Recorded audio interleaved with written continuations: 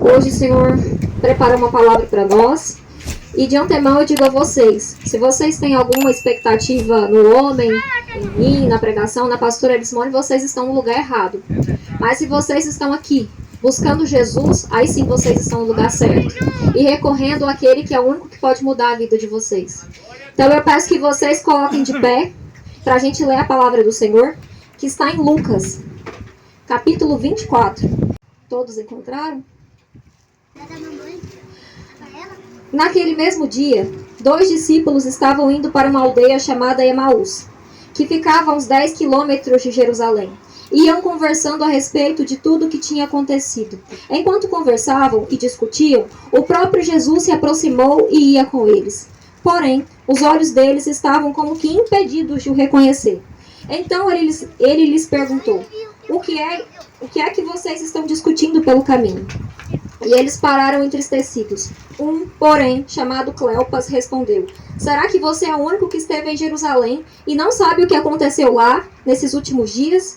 Ele lhes perguntou do que se trata. Eles explicaram, aquilo que aconteceu com Jesus, o Nazareno, que era profeta, poderoso em obras e palavras, diante de Deus e de todo o povo, e como os principais sacerdotes e as nossas autoridades o entregaram para ser condenado à morte, e o crucificaram. Nós esperávamos que fosse ele quem havia de nos redimir.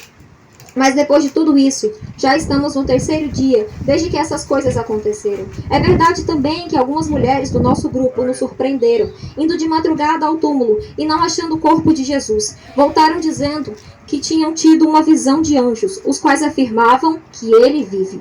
De fato, alguns dos nossos foram ao túmulo e verificaram a exatidão do que as mulheres disseram, mas não o viram. Então ele lhes disse, como vocês são insensatos e demoram para crer em tudo que os profetas disseram? Não é verdade que o Cristo tinha de sofrer e entrar na sua glória? E começando por Moisés e todos os profetas, explicou-lhes o que constava a respeito dele nas Escrituras. Quando se aproximavam da aldeia para onde iam, ele fez menção de passar adiante, mas eles o convenceram a ficar, dizendo, fique conosco, porque é tarde e o dia já está chegando ao fim. E entrou para ficar com eles. E aconteceu que quando estavam à mesa, ele pegou o pão e o abençoou. Depois partiu o pão e deu a eles. Então os olhos deles se abriram, e eles reconheceram Jesus. Mas ele desapareceu na presença deles. E disseram um ao outro, não é verdade que o coração nos ardia no peito, quando ele nos falava pelo caminho, quando nos explicava as Escrituras? E, na mesma hora, levantando-se, voltaram para Jerusalém. Até aqui. Senhor, meu Deus e meu Pai, eu te peço, fala conosco nessa manhã. O Senhor tem liberdade, Senhor, para nos corrigir, para nos exortar, para trazer cura, libertação, renovo e transformação de mente e de espírito. Nós não estamos aqui, meu Pai, por uma palestra motivacional. Nós não estamos aqui, Senhor, para perder tempo, nem para ouvir desabafos de ninguém. Nós estamos aqui para ouvir a voz do Senhor. É a voz do Senhor e a palavra do Senhor que nos transforma. Então fala com cada um. Senhor, arranca do nosso meio todo espírito que não provém de Ti, todo espírito de desconcentração, toda frieza espiritual, todo espírito que não pactua da Tua presença, eu declaro que está banido em nome de Jesus, e que cada um receba essa palavra no coração. É o que eu peço ao Senhor, em nome de Jesus. Podem vos assentar. Amém.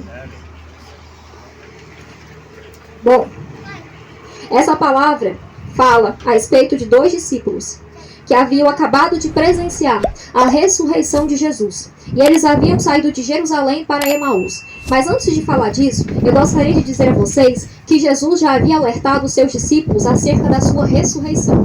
Mateus 16, Mateus 17, Mateus 20, o Senhor vai dizer, o Filho do Homem será levado a Jerusalém e será entregue aos anciãos, aos sacerdotes e aos escribas, e eles o entregarão aos gentios, para que eles o açoitem e os crucifiquem, e zombem dele. E depois, no 3º dia, ele ressuscitará. Então, eles já sabiam da promessa da ressurreição de Jesus. Qual é o contexto aqui? Eles haviam saído de Jerusalém e estavam indo para Emaús. Emaús era uma ilha que ficava a cerca de 10 quilômetros de Jerusalém. Muito provavelmente, eles haviam nascido em Emaús, ou pelo menos moravam lá, e eles estavam simplesmente retornando para a cidade de origem.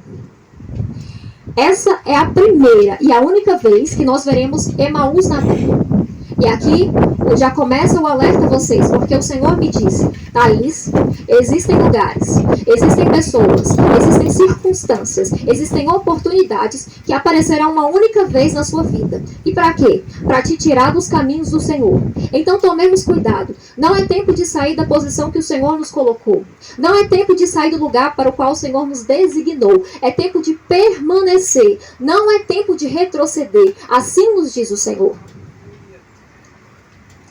Então eles estavam vindo e eles estavam caminhando. E enquanto eles caminhavam, eles iam discutindo sobre tudo o que havia acontecido.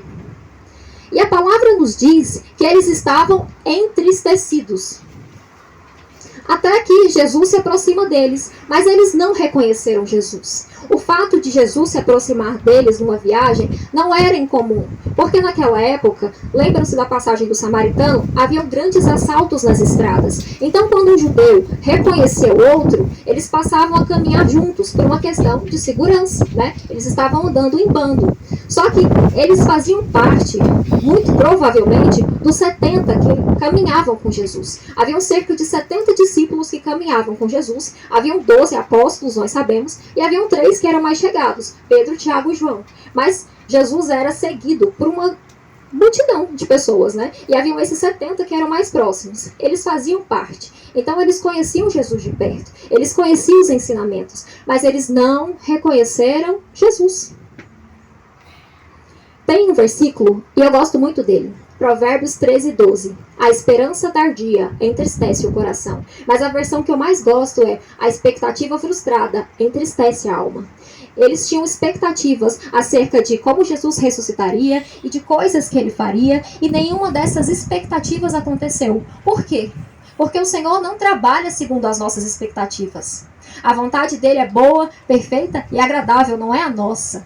E o tempo de Deus também não é o nosso. Eu vou dizer para vocês, se fosse o 4º dia e Jesus não tivesse ressuscitado, eu daria razão para eles, por estarem entristecidos. Mas era o 3º dia. O 3º dia ainda não havia acabado. E eles nem sequer esperaram o 3º dia acabar. E o Senhor está nos dizendo: é tempo de esperar o cumprimento das minhas promessas. Tem gente porque as coisas não aconteceram no tempo delas, elas acham: não vai mais acontecer. E o Senhor está dizendo: não é no seu tempo, é no meu. Não é segundo o seu querer, é segundo o meu querer. Não é segundo a sua vontade, é segundo a minha. Jesus continua com eles. E Jesus vai perguntar: o que aconteceu? E eles vão dizer: não é possível. Você deve ser a única pessoa que não estava em Jerusalém, que não está sabendo de tudo que aconteceu por lá. Porque era um burburinho. Era a época da Páscoa, Jesus havia sido crucificado. Então, a cidade estava literalmente pegando fogo de tanta informação. E aí, o que acontece? Eles vão dizer: olha, é verdade, né, que algumas mulheres viram Jesus, né, quer dizer, viram o túmulo de Jesus, e elas tiveram visões de um anjo. E esse anjo disse: ele vive. E de fato, alguns dos nossos homens foram lá e confirmaram que estava vazio. E eu pergunto a vocês, isso não seria suficiente para acrescentar pelo menos 10% de fé na vida daqueles homens? Mas não adiantou. Por quê? Porque predominou naquele momento a angústia, predominou naquele momento a inquietação, predominou naquele momento a ansiedade. E quantas das vezes todos esses sentimentos malignos predominam na nossa vida e nos impedem de ver o que Deus está fazendo? Quantas das vezes a gente diz: não é verdade, aquilo que o Senhor falou não vai se cumprir? Por quê? Simplesmente porque não começou por nós. Quantas das vezes a gente vê o Senhor se manifestando primeiro para o outro, fazendo primeiro para o outro, e a gente acha que não vai mais acontecer nas nossas vidas. Mas o Senhor está nos alertando que tomemos cuidado com aquilo que se encontra no nosso coração.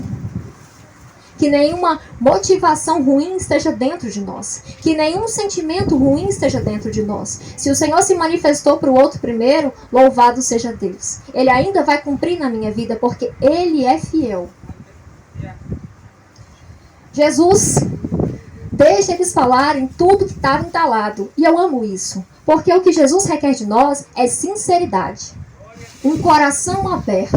Quantas pessoas feridas no ministério, quantas pessoas entristecidas e angustiadas, simplesmente porque não conseguem ter uma conversa com Jesus e externar aquilo que está acontecendo. Jesus escuta tudo. E eles botam tudo para fora. E quando termina, Jesus olha para eles e diz: como vocês são insensatos. Como vocês não sabem tudo aquilo que os profetas já estavam falando. E ele vai fazer uma recapitulação histórica. Eu amo isso. Porque é a palavra de Deus que nos dá esperança. Jesus vai mostrar a partir do Antigo Testamento, porque naquela época o Novo ainda não havia sido escrito. Jesus vai mostrar a partir de todo o Antigo Testamento como tudo apontava para a vinda de Jesus. E eu também vou fazer essa recapitulação histórica aqui com vocês, porque foi o Senhor quem colocou isso no meu coração. Eu vou falar o nome do livro e o profeta que escreveu o livro. E vocês vão aguardar que eu fale o que está escrito a respeito de Jesus. E assim por diante, entenderam? Eu falo o nome do livro, vocês repetem. Eu falo o nome do profeta, vocês repetem. E depois eu digo o que está escrito a respeito e vocês não repetem, certo? Eu não sei porquê, mas o Senhor me pediu para fazer isso. Eu, sinceramente, de mim mesma, não faço a menor questão. Mas o Senhor me disse, as pessoas têm que aprender que a palavra é viva. As pessoas têm que aprender a declarar a palavra. Então nós vamos fazer isso. Deuteronômio. Moisés. Até aqui. Moisés falou que o Senhor levantaria um profeta semelhante a ele. Moisés foi levantado para quê? Para tirar o povo da escravidão do Egito. E Jesus, para que ele veio? Para nos livrar da escravidão eterna, da condenação eterna. Então, de fato, Deus levantou um profeta semelhante a Moisés, no sentido de que ambos eram libertadores. Mas ninguém tem a majestade do nosso Jesus. Ele é o nosso libertador. Salmo 22. Davi. O salmista Davi vai dizer o seguinte, ele vai dizer uma das frases mais famosas que Jesus disse no momento da sua crucificação. Ele vai dizer, Deus meu, por que me abandonastes? E ele também vai mencionar que as vestes de Jesus foram rasgadas e que tiraram sorte sobre elas. Então, tudo isso que aconteceu já havia sido profetizado por Davi também, segundo o Espírito de Deus. Isaías. Profeta Isaías.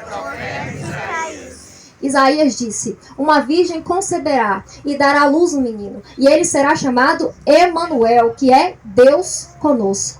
Isaías também disse, um menino nos nasceu, um filho se nos deu, e será chamado Maravilhoso, Conselheiro, Deus Forte, Pai da Eternidade, Príncipe da Paz. Isaías também disse, nele não havia beleza e nem formosura para que o desejássemos. Isaías também disse, ele foi desprezado e rejeitado entre os homens. Não fizeram dele caso nenhum. Isaías também disse, verdadeiramente, ele levou sobre si as nossas enfermidades e ele levou sobre si as nossas dores. Isaías também disse, ele foi ferido por causa das nossas transgressões. Ele foi moído por causa das nossas iniquidades. Verdadeiramente o castigo que nos traz paz estava sobre ele e pelas suas pisaduras nós fomos sarados. Isaías também disse, ele foi levado para o matadouro como um cordeiro mudo e como ovelha muda não abriu a boca diante dos tosqueadores. Esse é o nosso Jesus. Isaías profetizou tudo isso a respeito da vinda de Jesus. Eu vou continuar. Jeremias. Profeta Jeremias. Jeremias disse, da descendência de Davi virá o Messias, e ele será chamado Justiça Nossa, do hebraico Tzidkenu. Jesus é a nossa justiça. Profeta Ezequiel. Ezequiel disse que o Senhor levantaria um só pastor para reger o seu povo, e que ele seria chamado de meu servo Davi. Profeta Daniel. Daniel disse que o Filho do Homem tem domínio eterno e glória. E ele também profetizou a respeito das 70 semanas que mencionam a vinda do Messias e a morte dele. Oséias. Profeta Oséias. Do Egito chamei o meu filho. Por quê? Porque quando Jesus nasceu, Herodes passou a persegui-lo. E ele e os seus pais saíram e foram para o Egito. Depois que termina toda a linhagem de Herodes, eles retornam. Portanto, o Senhor disse, do Egito chamei o meu filho. Miqueias. Profeta Miqueias. De Belém virá aquele que será o governador de Israel. Zacarias, profeta Zacarias. Alegra-te, ó Sião, alegra-te, ó filha de Jerusalém, porque virá o seu rei, justo e humilde, trazendo salvação, e ele virá montado em uma jumentinha. Ainda sobre Zacarias, Zacarias disse que o Messias receberia o seu salário, 30 moedas de prata, e Jesus foi vendido por 30 moedas de prata. Malaquias, profeta Malaquias. Eis que envio o meu mensageiro, e ele me preparará o caminho. João Batista preparou o caminho para Jesus, mas foi Jesus quem preparou o caminho para nós. Vocês conseguem ver o quanto as escrituras mencionam a vinda de Jesus? Jesus faz uma recapitulação para aqueles homens, e o Senhor me diz para dizer a vocês: leiam as escrituras. É tempo de ler a palavra do Senhor. Não é um checklist, não é só ler por ler, não é para deixar a Bíblia parada no Salmo 91. Não é isso. A palavra é viva, a palavra é verdadeira, é a palavra que cura, é a palavra que liberta, é a palavra de Deus que nos transforma. Passarão os céus e a terra, mas a minha palavra não passará, assim nos diz o Senhor. Eis que eles chegam a determinado ponto, e Jesus diz: vou até aqui, e faz menção de se desviar, mas eles insistem: Jesus, fica conosco, Jesus, continua conosco. E assim nos diz o Senhor: é tempo de insistir para que Ele permaneça conosco. É tempo de clamar para que o Senhor permaneça conosco, para que a sua presença permaneça conosco, porque a presença dEle é o que nós temos de mais precioso nas nossas vidas. É somente no momento em que eles partem o pão que a visão deles será aberta. E o pão representa, a mesa representa um momento de comunhão. É somente quando temos comunhão com o Senhor que os nossos olhos são abertos. O Senhor está nos dizendo: não é tempo mais de permitir que o sofrimento, de permitir que as frustrações, de permitir que as expectativas frustradas nos impeçam de enxergar Jesus, nos impeçam de vê-lo como Ele verdadeiramente é. É tempo de tirar essas escamas dos nossos olhos. É tempo de buscar comunhão com Ele. Era o terceiro dia, gente. Era o terceiro dia, e eu amo isso. Porque se a gente parar para pensar, poderia ter muita coisa na agenda de Jesus. Ele poderia ter ido ver seus familiares terrenos, né, na época que ele tinha uma família terrena. Ele poderia ter ido ver os seus apóstolos, afinal seriam eles que edificariam a igreja primitiva. Mas o que Jesus faz? Ele vai atrás de 2 discípulos que estavam se perdendo. Por quê? Porque Ele é o bom pastor que dá a vida pelas suas ovelhas. Ele abandona as 99 para buscar aquela que se perdeu. Louvado seja Deus, porque um dia eu era ovelha perdida e o Senhor me alcançou. Louvado seja Deus, porque Ele alcançou a vida de cada um que aqui se encontra. E agora que nós fazemos parte das 99, nós nos alegraremos por todas as ovelhas perdidas que Ele conquistar. Nós faremos a nossa parte para que Ele alcance as ovelhas perdidas. Terceiro dia. Era o terceiro dia. Jesus ressuscitou. E há um mistério do 3 na vida de Jesus. Thaís, por quê? Não sei. Só Deus para nos explicar na eternidade. Mas que há um mistério do 3 na vida de Jesus? Há. E eu vou recapitular isso com vocês. Quando Jesus nasceu, quantos reis magos vieram ao encontro dele? 3. E eles levaram 3 presentes: mirra, incenso e ouro. Jesus inicia o seu ministério aos 30 anos. De novo, o número 3 se repete. E ele termina cerca dos 33 anos, totalizando cerca de 3 anos de ministério. Jesus caminhava com cerca de 70 discípulos. Ele tinha 12 apóstolos, os mais próximos, mas somente 3 eram os mais chegados: Pedro, Tiago, João. Jesus fez 3 milagres de ressurreição na Bíblia. Ele ressuscitou a filha de Jairo, ele ressuscitou Lázaro e ele ressuscitou o filho da viúva de Naom. Jesus chorou 3 vezes na Bíblia. A primeira, quando ele vê Maria entristecida junto com os demais na morte de Lázaro. A segunda, quando ele olha para Jerusalém e ele vai chorar por causa da incredulidade do povo. A terceira vez que ele chorou, no Getsemane. Ainda no Getsemane, Jesus disse 3 vezes: Pai, se possível, afasta de mim este cálice. Jesus foi vendido por 30 moedas de prata. Mais uma vez o número 3 se repete. Jesus foi crucificado. Tinha um à sua esquerda, tinha um à sua direita, totalizando 3 pessoas. Jesus foi crucificado em um madeiro. As árvores foram criadas no 3º dia da criação. E Jesus disse, no 3º dia eu ressuscitaria. E Jesus ressuscitou. E agora eu digo, na autoridade que há no nome de Jesus, onde está, ó inferno, o seu poder?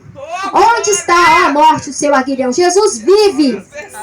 Hoje é dia de gritar. Hoje é dia de dizer, Senhor, tende misericórdia de mim. Assim como fez aquele cego de Jericó. Jesus, filho de Davi, tende misericórdia de mim, porque ele vive. Aleluia, glória a Deus. Jesus vive. Jesus vive. Ele não é aquela imagem que alguns têm numa cruz morto. Não, ele não é aquele menino do presépio que aparece no Natal. Não, ele é o nosso rei, ele é nosso redentor, ele é nosso resgatador. Jesus vive. O Senhor está nos dizendo, não saia da rota. Não é tempo de sair da rota. Não é tempo de sair da rota que o Senhor nos designou. Tem gente que saiu, o Senhor está dizendo volta. Para aqueles que estavam pensando em sair, o Senhor está dizendo não ouses. Não é tempo de retroceder. Só há um caminho. Jesus é o caminho, a verdade e a vida. Ninguém vai ao Pai a não ser por intermédio do Filho. Jesus é a luz do mundo. Jesus é a ressurreição, a morte e a vida. Jesus é o nosso resgatador. Jesus é o Cordeiro de Deus que tira o pecado do mundo. Jesus é o leão da tribo de Judá. A pastora falou que Noé e os outros entraram na arca, que a arca representava a salvação. Eu digo a vocês, Jesus é a nossa arca. Jesus é a nossa salvação.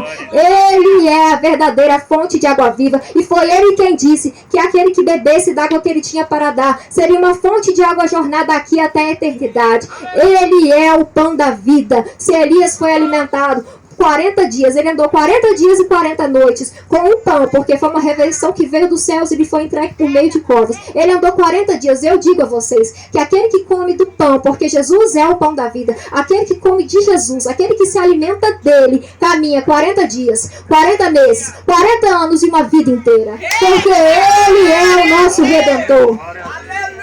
Hoje é o dia de lembrar quem é Jesus nas nossas vidas. Hoje é o nosso memorial. Fazei-vos em lembrança de mim, em memória de mim. Porque Ele é vivo na minha vida. Ele é vivo nas nossas vidas. Haverá um dia em que nós receberemos a ceia de Jesus nas bodas do Cordeiro. Eu anseio por esse dia. Eu quero viver a minha vida de modo que eu seja digna de estar nesse dia perante Ele. Então não saia dos caminhos de Jesus. Como eu falei para vocês, só Ele conduz a salvação. Ele é o caminho, não tem outro caminho. Que hoje Jesus possa abrir os nossos olhos espirituais, para que toda cegueira e deslumbramento com as coisas deste mundo caiam por terra.